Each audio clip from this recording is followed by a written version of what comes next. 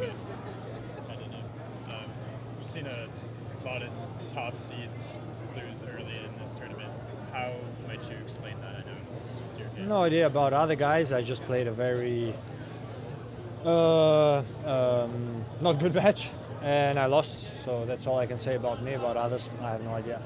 Is there a factor of this being just the first hardcourt matches, getting used to the balls?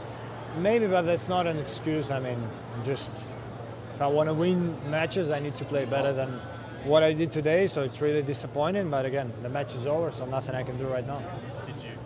How did you feel going into the match? I felt great. I had very good practices. I beat most of the guys. I think I lost like one practice set. I was playing great, and I was playing 10 times worse on the match today, which can happen, but should not if you want to win. Qu'est-ce qui s'est passé selon vous aujourd'hui? Juste très mal joué. Je ne suis pas bien senti sur le terrain, dans le jeu. J'ai très mal, c'est même pas servi, mais j'ai très mal joué sur mon service.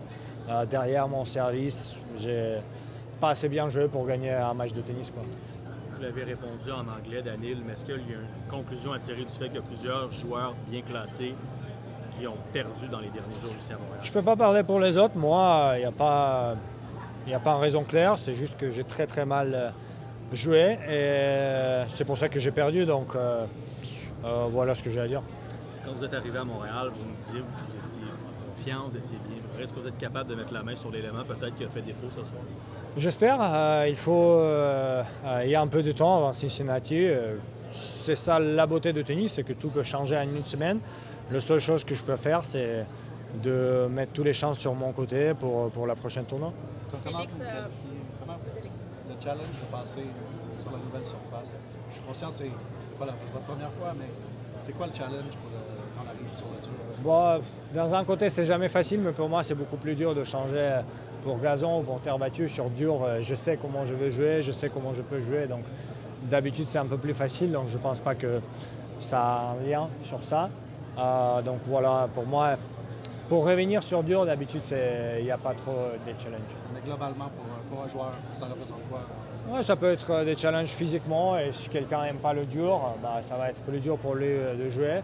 Mais encore une fois, ce n'est pas le cas pour moi. Félix a dû déclarer forfait à la maison. Est-ce que ça vous est déjà arrivé d'être obligé d'abandonner dans un tournoi chez vous ou important? Oui, quelques fois, parce qu'avant, quand il y avait le tournoi de Moscou, il était, entre guillemets, c'est pas mal placé, mais il était dur après le tournoi de Shanghai. Et quelques fois, j'ai bien joué à Shanghai, donc je pense que c'est 2 fois que je déclarais forfait chez moi. C'est jamais facile, mais si le corps ne tient pas, on est des joueurs de tennis, on est des sportifs, parfois on est obligé de le faire. Merci beaucoup. Merci pour vos réponses en français. Merci.